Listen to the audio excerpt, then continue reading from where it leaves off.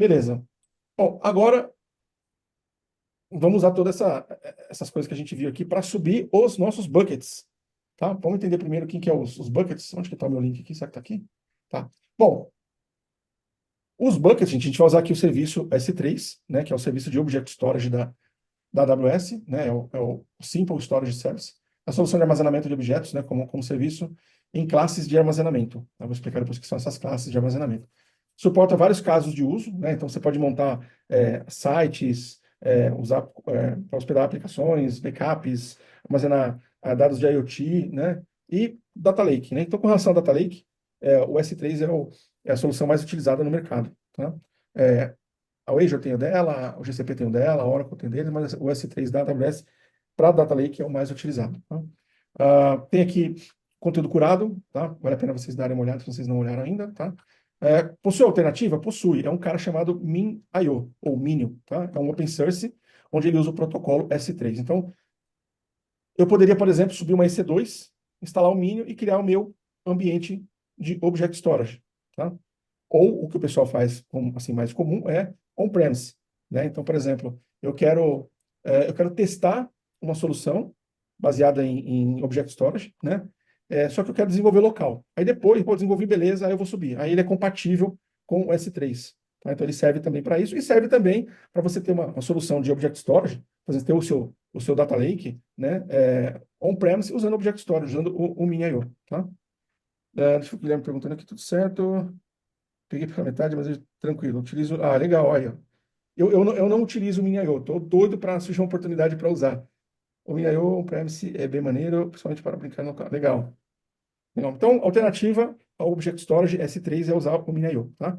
É, caso de uso, né? Então, a gente vai usar aqui o S3 como solução aqui de Object Storage para um Data Lake House em arquitetura medalhão, tá? Vamos falar da arquitetura medalhão daqui a pouco para vocês.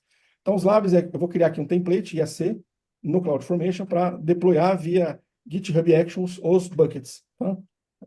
Então, vai ter aqui o deploy via CSD do com Actions, e depois eu vou navegar pelos buckets para avaliar o resultado do deploy, tá? Bom, mas tem mais coisa aqui. Classes de armazenamento, tá? Então, gente, isso aqui também é um ponto de mudar a chavinha, tá? Diferente do on-premise, né, que você tem os seus discos, você armazena ali sem preocupação, já pagou, né? Ou mesmo que estiver pagando, mas você sabe, eu vou pagar aquilo e pronto, eu vou usar, né?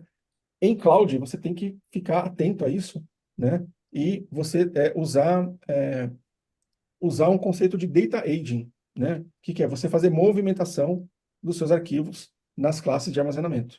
Para quê? Para diminuir custo, tá? Bom, existe uma classe default, tá? Quando você cria lá um bucket, você armazena arquivo, ele já te coloca numa classe default, que é a standard, tá? Então aqui, gente, é assim, ó, da esquerda para a direita, de uso mais frequente, né? Você precisa ser saudado com mais frequência, para uso menos frequente, tá? Então isso dá uma ideia de hot, né? De quente ou frio, tá? Então a classe default é a standard. Então ela te entrega aqui, ó, um SLA, né, de acesso e tem um custo aqui de 0,23 por giga mês, tá? Aí esse acesso envolve, quando você acessa, nesse custo, você tem não só o tempo que o arquivo, o tempo que o arquivo e o espaço que aquele arquivo ocupa dentro de um tempo, um mês, um ano, né? O tempo que o arquivo, com aquele tamanho que ele tem, ocupa, você tem que fazer essa continha. Então, não só isso, você paga não só por isso, como você paga também quando você lê, escreve e lê o arquivo.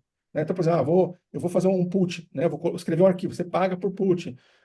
Vou ler o arquivo, você faz um get, você paga. Então, basicamente, você tem, se eu não me engano, você tem esses três pontos que você tem custo e tem que calcular, né, para ver se isso não fica caro, né? É tudo assim, gente, é tudo centavos, mas de novo, né, de centavo em centavo, né, o Bezos enche a pança lá, né?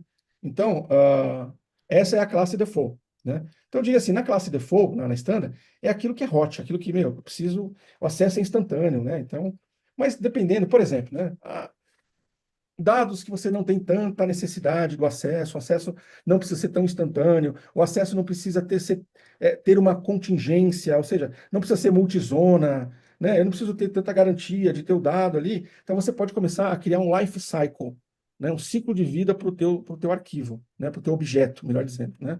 Então você cria esse life cycle, a gente vai fazer essa configuração aqui. Então, esse life cycle ele serve para movimentar o teu objeto nas outras classes, dependendo da temperatura, né, do que você tenha que acessar esse dado, você pode mover para classes de menor frequência, que seja mais. Pessoal, desculpa aí. Pessoal, desculpa, eu mutei aí. Se quiser falar, eu já abro. Deixa eu só concluir aqui, rapidão.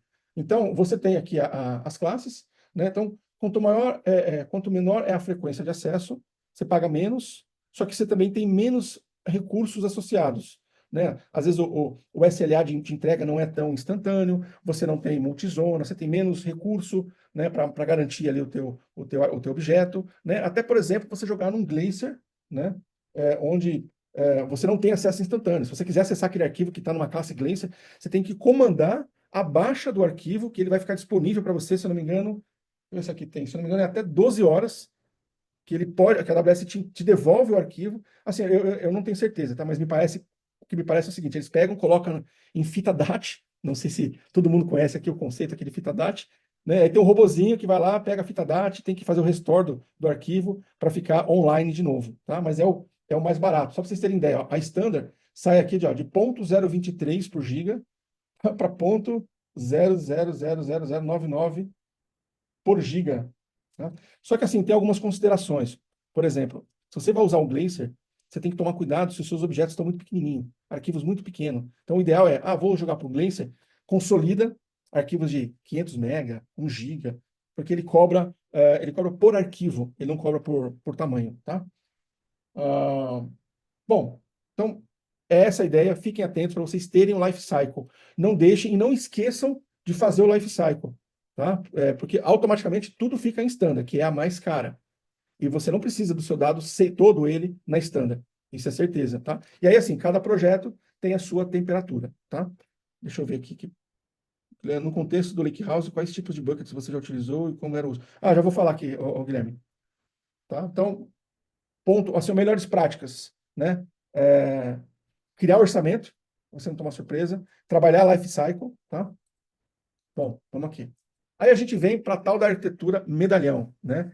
Isso aqui, assim, gente, eu trouxe, mas porque o mercado inteiro está falando, tá? Porque isso aqui não passa de uma orientação para você dar nome para as coisas, né? E basicamente os nomes, você pode dar qualquer nome, não necessariamente você precisa ter essa nomenclatura, né? É que foi uma empresa que está gastando uma bala, né, de dinheiro em marketing, e eles convencionaram esse nome, mas pode ser qualquer nome, tá? Então, basicamente, o que você tem? Na Bronze, né? Você tem aqui o dado, então a gente separa em buckets, tá? Que é o que eu vou fazer. Então eu vou ter um bucket para bronze. O que a bronze vai armazenar? A bronze vai armazenar um objeto, né? Objetos de maturidade bruta. Ou seja, o dado vai ser ingerido dentro do meu lake e vai ficar na área bronze, vai ficar na raw, cru. Né? Então ali eu vou armazenar o dado de maturidade rústica, não vou fazer nenhum tratamento, ou seja, é ZIS. Do jeito que ele chegar, ele vai ficar armazenado ali. Tá? Não vou mexer, não vou enriquecer, não vou transformar nada. Né? E eles chamaram de bronze. Tudo bem, mas podia ser qualquer outro nome. Né? Eu já fiz vários projetos que eu chamava de raw. Né? Então, a área do dado bruto. Tá? Bom, e aí você tem toda uma questão de lapidar o dado. Né? Então, por exemplo, então eu tenho aqui uma área, né? Então a arquitetura medalhão ela traz organização, né? Para o teu data lake não virar um data swamp, não virar em vez de um lago de dados, virar um pântano de dados. Né? Então você traz organização, mas os nomes não precisam ser necessariamente esses. Tá? Classifiquem, né? Deem nome baseado na maturidade do dado que você está guardando nos buckets. Tá? Bom, na sequência, tá, meu dado bruto, né? A hora que eu vou lapidar, porque para eu entregar isso para ciência de dados, eu entregar isso para BI, eu tenho que lapidar o dado, posso entregar o dado bruto, né? E aí a gente vem numa outra etapa, né, que eles chamaram de silver, né, que pode ser chamado de trusted, pode ser chamado de refined, né, onde você tem a validação do dado, você tem o refinamento do dado, o enriquecimento do dado. A única coisa que você não faz nesse cara é agrupamento. Você não agrupa o dado, você não consolida, você não resume o dado. Por quê? Esse bucket, com essa maturidade de dado, ele é muito propício para ciência de dados. Então, o pessoal que trabalha com machine learning, né, algoritmo, estatística, o pessoal não gosta de pegar o dado resumido. Ele quer resumir com o algoritmo dele. Então, você tem o dado já trabalhado, com várias variáveis geradas, enriquecido, mas não está agrupado, ele está analítico, aberto. Tá? Bom, Para BI, isso não é muito bom, né? Então, para BI já tem que estar resumido, consolidado, agrupado. Aí você tem, no processo, um outro bucket, que aqui eles chamaram de Gold, né? Pode ser Service, Consumer, né? Então, a ideia desse outro bucket é você trazer uma estrutura, aí até uma modelagem Star Schema, uma modelagem né, do Ralph Kimball, né, modelo estrela, dimensão, fato, né? Você pode usar também OBT, né, One Big Table. Eu tenho trabalhado muito com OBT, com o Big Table junto com o QuickSight. Tá? Então, basicamente, você tem esses três caras, mas, de novo, não se apeguem a nomes e não se apeguem à quantidade. Eu já fiz projeto que a gente criou 5 buckets. No nosso aqui a gente tem 4. Tem um quarto que não está aqui. Na verdade, tem 5. Tem 5 buckets. Né? Então, assim, não se apeguem a nomes e não se apeguem a quantidades. Então, primeiro é fazer a organização que melhor lhe cabe, né? Seja 3, seja 4, seja 5, seja 10, e aí dá os nomes. Tem, por exemplo, pré-roll, pós-roll, pré-trust, pré-refine. Então, assim, dependendo da necessidade, você tem que, né, ter uma quantidade maior. Tá? Mas isso é um norte que é importante.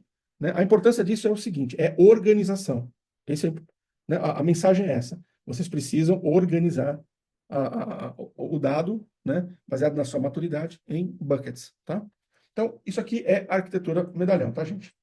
Bom, e aí, dentro de cada bucket, então, essa aqui é uma sugestão que eu trabalho desse jeito, tá? Sugiro para vocês seguirem assim ou adaptarem. No bucket bronze, como é que eu armazeno, como que eu estruturo isso, né? Então, eu crio aqui, eu falo pastas no S3, mas o S3 ele não tem pastas, tá? Apesar de a gente depois navegar, parece um diretório, né? Não é, tudo aquilo é prefixo, né? Então, eu classifico os arquivos em prefixos, né? Domínio funcional. Ah, esse é um arquivo que veio de qual área? Área comercial, área financeira, né? Aí dentro do domínio funcional, eu trago de qual sistema? Ah, do comercial, mas de qual módulo do RP? Né? Ah, veio do módulo comercial do TOTOS, do SAP. Tá? Ah, de qual tabela? Esse dado é de qual tabela? Ou de quais tabelas? Então, faz toda essa prefixação para organizar melhor o que está dentro do bucket. Tá? E, normalmente, isso aqui também não é uma regra. Tá? Normalmente, eu tenho o hábito de guardar esses arquivos que são ingeridos, né, no bronze, em CSV compactado, tá? Mas eu poderia ter Parquet para poder fazer query. É que normalmente, pelo menos nos projetos que eu tenho tocado, no Bucket Bronze a gente não faz query, tá? Então por isso eu não ponho em Parquet. Mas se vocês acharem que é necessário para o projeto de vocês, pode ser, tá? Bom, o Silver, ele segue mais ou menos a mesma nomenclatura do Bronze, tá? A única coisa que muda é que no Silver o dado já está em formato Parquet compactado, porque no Silver a gente faz query, tá? E o Gold, ele tem uma estrutura parecida com um DW, né? Onde eu tenho o data house, que é o prefixo principal, e dentro dele eu tenho os subprefixos que são baseados aí no subjects, né? Tipo os datamarks, tá? Onde separa ali os arquivos das dimensões, da fato, das agregadas, tá? Também em Parquet, compactado, e aqui, gente, principalmente, aqui nem tanto, mas pode ser também no Silver, mas no Gold, quando você serve BI, tem que estar particionado. Tá? Eu vou falar mais ali. Particionamento, ó, budget, life cycle para as classes, formato Parquet, compactado, particionado, são dicas valiosas de melhores práticas que vocês precisam aplicar no projeto de vocês.